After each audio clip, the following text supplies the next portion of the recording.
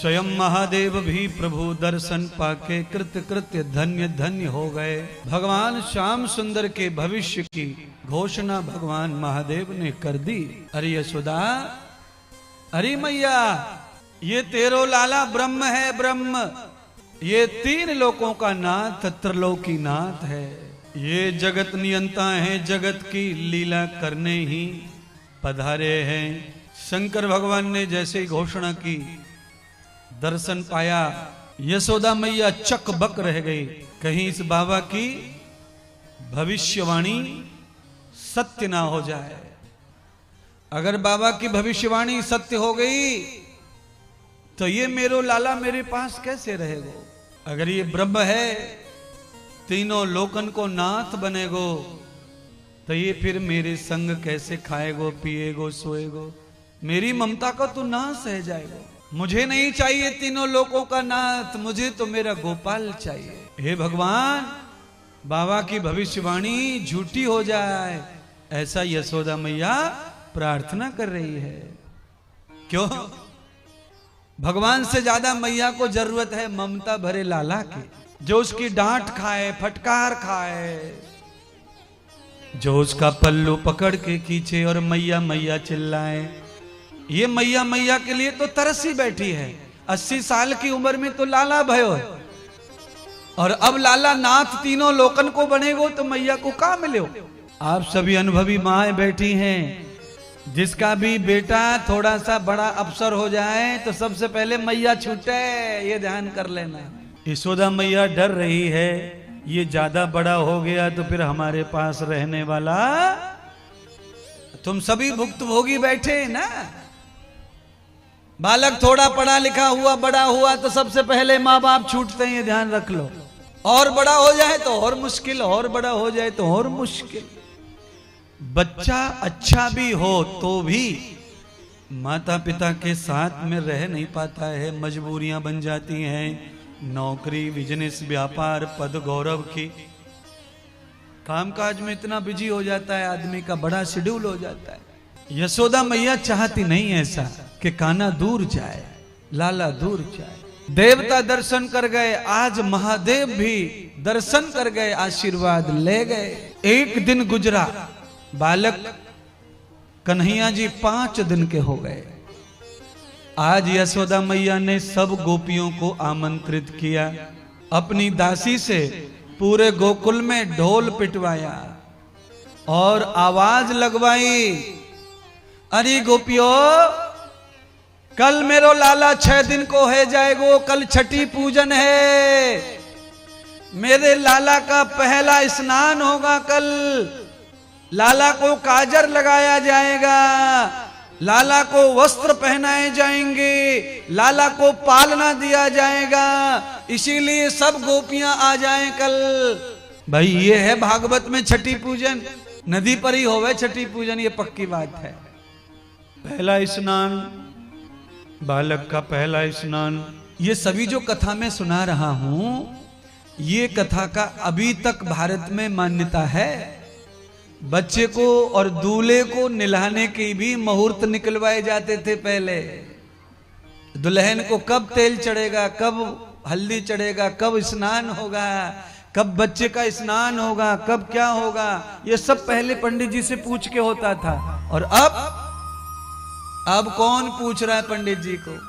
अब कहां बचा है सब? अब तो सब हॉस्पिटल में खेल खत्म। अब दादी का भरोसा कौन देखे? बड़ी बुआ आएगी, पैरों पे लिटाएगी, तब बच्चे को निलाएगी। अब वो जमाने खत्म हो गए। अब तो नरस मुर्गे का बच्चा पकड़ के यूं करके निला धुला के लपेट के डाल देती पालने में। सारा समय बदल गया, इतना सारा बदलाव आया मनुष्य में। भैंस, गैया, बकरी, बिल्ली सब अपने तरीके से ही बालक पैदा कर रही हैं, पर इंसान के बालक पैदा होने का भी प्रोसेस बदल गया है। आजकल किसी को बच्चे ना होना तो रबर के गुब्बारे में बच्चा पैदा करवा ले डॉक्टरों से। लो महाराज 2 लाख रुपए, हमको टेस्ट बेबी कर दियो। बारे वाह जमाने। अरे रबड़ के गुब्बारे में क्यों पैदा करवा रहे हो? बड़े भाई के 3-4 हैं, उनमें से ले लो, क्या फर्क पड़ता है, वो तो तुम्हारा ही खून है। नो, मैं जेठानी का मर जाऊंगी तब भी ना लूंगी। ये हाल चल रहा है। रबर के गुब्बारे का चलेगा पर जेठानी का नहीं चलेगा। बड़ा कठिन समय आ गया है। कैसे रिश्ते हो गए, कैसा अपनापन हो गया। छठी के पूजन का दिन आया। माता बहनों जरा कथा को सुनो। भगवान के यहाँ कैसा समय आ गया। जब से मेरे भगवान आए आनंद ही आनंद है। 5 दिन से कंस के यहाँ रोटी नहीं पक रही। 5 दिन हो गए भूखे प्यासे तड़पते तड़पते टेंशन में। आज कंस ने आपातकालीन बैठक बुलाई, सभी दुष्ट राक्षसों को इकट्ठा किया और घोषणा की कि ब्रज 84 कोस में जितने भी बच्चे पैदा हुए हैं कृष्ण पक्ष में, उन सारे बच्चों को यमुना में फेंक दो। उनमें से ही एक बच्चा मुझे मारने के लिए आया है। अपने प्राणों का डर पापी को हो गया तो दूसरों के बच्चों को मारने के लिए राक्षस लगा दिए। यही आज भी हम कर रहे हैं और पहले भी करते आ रहे हैं महाराज। अपने बच्चे की कुशलता के लिए हम बकरी का बच्चा कुर्बान कर देते हैं, बलि चढ़ा देते हैं। ये भी राक्षसपन है। रोको रोको, फिर कहता हूं रोको। अपने बच्चे की कुशल मंगल चाहते हो तो किसी के भी बच्चे की बलि मत चढ़ाओ। दूसरों के बच्चों को मार कर तुम्हारे बच्चे कभी कुशल रह सकते नहीं है। बलि चढ़ाना है तो बुराइयों की बलि चढ़ाओ, बुराइयों की। बलिदान करना है तो खुद को करो, बकरे को क्यों?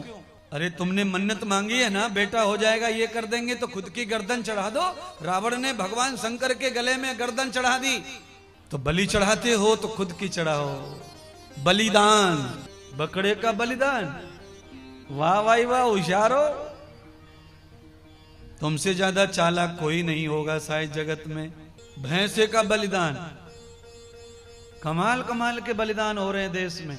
ये अज्ञानता कब खत्म होगी? जल्दी खत्म हो जाए तो कुछ भला हो जाए, हमारे सनातन का उद्धार हो जाए, सनातन संस्कृति का। केवल दूसरे मजहबों में कुछ गलतियां हैं ऐसा नहीं, हिंदुओं में 1000 गलतियां हैं जीने की, परंपराओं की। कहीं तो लोग दारू चढ़ा रहे देवी पे, दारू की बोतल। कमाल की कथा। वाह रे हिंदू वाह, कैसे लज्जा नहीं आती ऐसा करने में। लकीर के फकीर हो जा रहे, पढ़ लिख के विद्वान हो के भी। बोलिए, आप ही बताओ। मैं आपसे सवाल करता हूं, दारू पी के अगर ट्रक चलाया जाए, उसमें तुम बैठे हो तो क्या होगा? समझ जाओ। दारू पी करके तुम बैठ जाओ गाड़ी में, ड्राइवर को दारू पिलाते जाओ, क्या होगा बता देना फिर। ऐसे ही जिस देवता से तुम आशीर्वाद मांग रहे हो उसे नशा मत कराओ। अगर उसे चढ़ गई तो फिर वो आशीर्वाद की जगह कुछ और ही दे डालेगा, तुमको उल्टा पड़ जाएगा सब सेवा है। कुछ लोग कहते हैं कि भैरव बाबा तो बिना दारू के खुशी नहीं होते। कुछ लोग कहते हैं कि फलानी देवी तो बिना दारू के प्रसन्न ही नहीं होती है। अरे कैसी कैसी बातें फैला रखी हैं, अंधकार अज्ञान भरी बातें हैं। देवी जगत को पालनहारी दारू पी जाएगी तो फिर ये क्या करेंगे? जो नकली घूम रहे हैं ये क्या करेंगे? फिर इनके लिए भी तो कुछ हो ना।